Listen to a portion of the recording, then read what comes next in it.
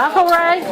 This is Frank Phillips. He is from the Brazil Times. Glad to meet you, And sir. he's come out to talk to you. Yeah. Thank you for your service. World War II was a long time ago. Well, that's what they tell me. When I was in it, right up to here. I grew up in Brazil and went to the Brazil High School and graduated from here, and then I went from here into the Navy, and I was a Navy pilot, and I have lots and lots and lots of overseas time, 150 landings on carriers, shot Japanese planes down. Wow. All the whole works. And And how old are you now? I'm 93. 93. Boy, I would not have known it. He doesn't look that old, does he? I was a cadet with George Bush. The first George Bush. George H.W. Bush. And I've made many runs on where he was shot down. I've been shot up pretty bad right where he was shot down. They shot 8 planes down, 8 bombers, and he was the only one that survived. But anyway, I was a cadet with him in Minneapolis. So where do you live now?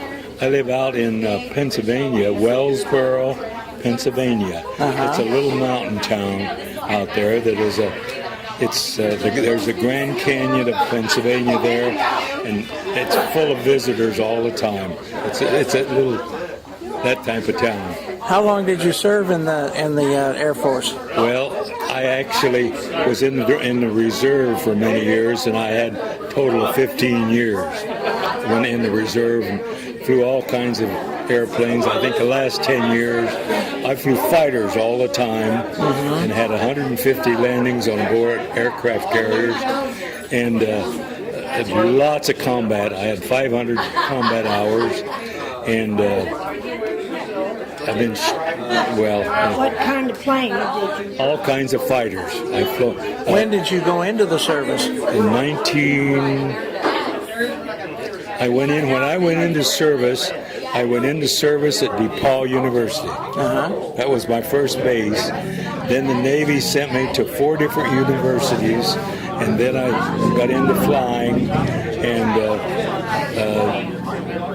I think not too many people finish being Navy pilots. And when did you get out of the service then? After about just under 4 years. Then I flew for all the time in the reserve. Do you remember when you went in? What year? It was about, it was 43. Okay. And then they opened up. It was the first class that went through DePaul University, and that started in January of 44. And so then you got out about 1947? No, 48? I was out in 1945. 45. But that was all active service. Right. And then I belonged to the reserve. I belonged to the reserve for 12 years. I had about 15 years in. See that hair color? Yeah. It's not dyed. That's amazing, isn't it? That is great. This is not dyed either. So what is the most memorable part of the service that you remember of your flying days? When I shot a Japanese plane down, he almost got me. I had been on a mission, and to start back, there was a hurricane coming in, and they had to hurry us off 4 planes on a special mission because it was in the Philippines, and there was about 100 trucks coming down out of the mountains loaded with troops, and they were coming to chase us off the island. So we took off just before the hurricane, and when we took off, we had to take off when the bow of the ship come up, or they'd shoot you in the water. Oh, yeah. And as we took off, and then we went over and contacted them and destroyed about 100 trucks loaded with and guns and all that stuff. Yeah. And we got them up in the mountains. They were difficult to get, but we got them. I had about 100 shells left. I had four 50 caliber machine guns that we shoot in the front, that are aimed out the front. And I had about 100 shells left, and they had shot me up pretty bad because all these people that were on the trucks were out shooting me with guns. Yeah. And I had about 40 holes in my plane. They shot my radio out and all. Well, anyway. And then, Did you think you were going to make it back? well, my buddies that were with me didn't think I was, because they left me because my radio was out. I couldn't hear them, and they left me. And then I got shot the last truck and strafed him and so forth. Well, anyway, but we knocked about 100 trucks out of business, and they didn't chase us off the island. Then I started back to go. There was no place to land because it was right in the middle of the hurricane. Yeah, you couldn't get back to the aircraft carrier. It was at the height of the typhoon, and then on the way back, I was by myself. I run into a Japanese airplane, and I didn't have many bullets left. So we got into a dogfight, and he hit me with 11 bullets in my left wing. He almost got me down, but before I blew him out of water, I just blew him out of it, shot him down completely. But with the bullets that I had left, and he just blew up when I hit him.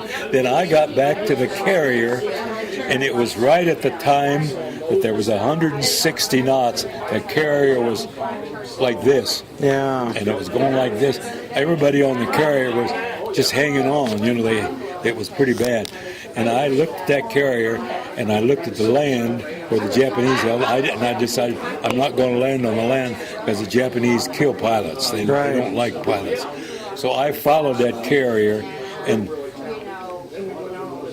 and studied it, and I thought I can land on that, And I made a landing and had to hold my brakes or it would blown me off. And one of the sailors saw me land. That's the only guy that saw me land. And he come running out there with a rope and tied the airplane down so it wouldn't blow off this ship. And I started to get out, and I couldn't walk, so I crawled off the deck, and there was about this much water coming down the deck. So I crawled off the deck, and I went in and told him, the guy that we unloaded on, told him everything that happened. He wouldn't believe me. I landed, and nobody on the carrier ever believed me that I landed. And then I ended up with 500 combat hours, and you aren't supposed to have over 250. I had 500, and I was glad to be alive. We got back, and then we trained. They brought us back to the States before the war was over. Then we trained another squadron, and went through the whole training period in Oregon, and we finished up, and the war was over. The day we finished up, or I'd have been back overseas. Yeah. Tell them about Iwo Jima. Tell them about the story of Iwo Jima. Oh, Iwo Jima. Well,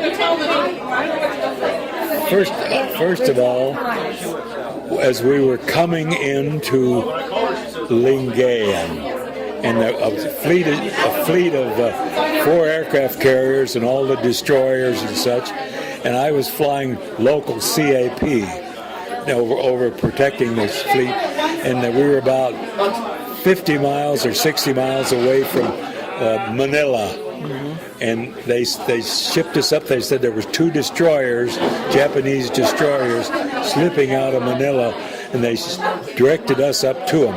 We went up, and I got the first one, and I climbed to 10,000 feet, and then I come over, and there was so much flak. I said, man, I thought these guys are going to shoot me down. Yeah. So I started to strafing with my machine guns, and strafed the deck, all the deck on the carrier, on the destroyer, and then there was no more ack-ack firing at me. So as I pulled out of my dive, I put 6 rockets into the wheelhouse, and that totally destroyed the wheelhouse. So the destroyer was out of business. It was dead in the water, and everybody was kind of amazed that one airplane did that, because it usually takes 4 or 5 to do that one destroyer, because they have 17 guns or more. Anyway, then we got into Lingayen. Well, let's see. Iwo Jima was back there a little ways, but then we got to Iwo Jima, and on the way in, just before we got to Iwo Jima, they sunk one of our carriers. That was the second time of the 4 carriers, they'd sunk 2 of our carriers now, and I saw it. It was right next to us. They were kamikazes that were sinking the carriers, and then we got in at Iwo Jima, and our first duty was to put out all the airports, destroy the airports so no airplanes could take off or land. So that there was 3 airports on Iwo Jima, and we destroyed them. That was about a week before the invasion. Then when the invasion came, we were flying high cover in case the Marines got in trouble, and they got in trouble and hollered because they were all pinned down. And we come there and come in on a low altitude because there was a big cannon at the top of Mount Suribachi that had come out on track, and it was firing at all the Marines and mass murdering them. So we come down, and I put 6 rockets in that hole and destroyed that gun, this big gun. And I later run into some of these guys in San Diego, and they all were crying and such, and I saved their life. Yeah. They were all, well, anyway. Changed history. So how often do you get back to Brazil? This is the first time I've been here in probably 4 or 5 years. Yeah. And did you get together with Mr. Bush after the service, after the war? Mm-hmm. No. I didn't know him, but he was a cadet there when I was a cadet at Minneapolis. And my buddy that lives in Minneapolis, we communicated, and he said, "Did you know that George Bush was at Minneapolis?" I said, "No, he was there when we were there." Oh my! As a cadet, we were cadets. Now your hat, it says SS Macon Island. That's the carrier I was on. Okay, that's what I wondered. There's my Navy wings. I'm an honorary Royal Air Force pilot. When we were in England, they made me an honorary Royal Air Force pilot. Yeah, and that's a Corsair. Of course, I've flown that many times. This is of the flag raising. I saw that.